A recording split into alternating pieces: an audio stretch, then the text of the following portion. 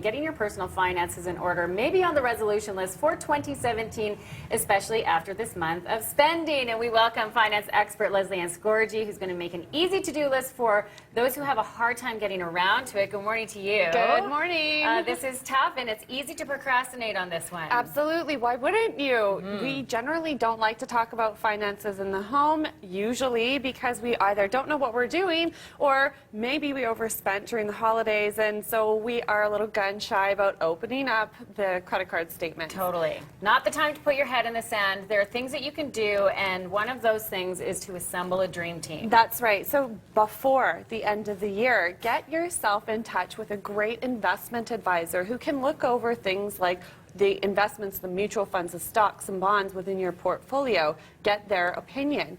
Make sure that you also have touched base with your life insurance or auto, home, and disability insurance provider, because those things often flip over at the beginning of the year. Right. Great time to renew premiums, great time to understand your coverage. Yes. And then there's a few other people on the dream team that you maybe won't use too often. A lawyer. What if your will hasn't been updated for a few years? You'd want to get on top of that.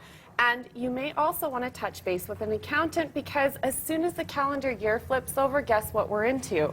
Tax season. Yes. Oh, taxes. It's such a nice time of year to think about that. Okay, and on to a net worth statement. Why should people have this on their list? So a net worth statement allows you to determine if you actually made progress this past year. So what we generally do is list our assets, your house, your RSPs, tax-free savings account, and those scary liabilities. Yes. And we get a bottom line, or a net worth. That's your assets minus your liabilities, and that's the net worth.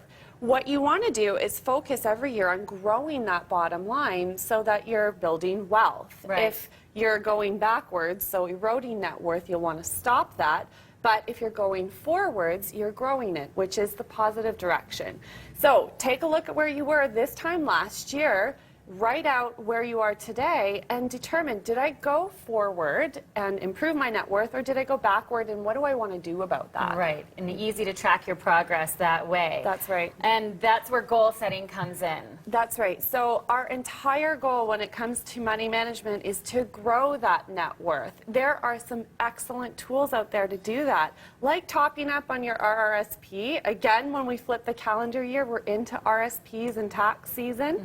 Using those tax-free savings account, and for goodness sake, if you have access to free matching programs through your work, sign up. Right. Don't avoid. That's free money. And the last thing that will be very helpful going into the new year is a debt reduction strategy. So even, 10 or 15 extra dollars a week, which is a few lattes or a lunch. Those things add up. That's right. If you can put them to an asset that grows or reduction in your debt, you'll build your net worth. And really, those are the only two levers that you can pull to grow your bottom line, which is growing your assets and reducing your liabilities. Got it. Okay, what about strategizing? Okay, so for most people, what this actually means is picking one or two top goals, not 3, 4, or 5. That's just simply too many.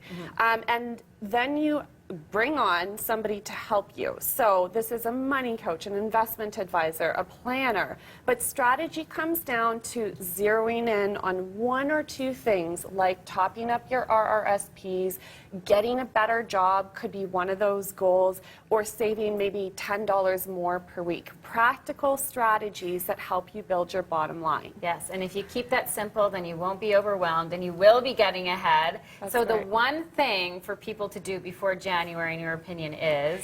Go into your online banking and add to your automatic contributions every 2 weeks an extra $20 to your RRSP. So if you're contributing $100 every 2 weeks, make it $120. It's really 2 lunches a week that you would be trading off for. That's it. That's it. Okay, thank you. You Thank always you. make it sound so easy. Happy holidays to you. Thank you. You too.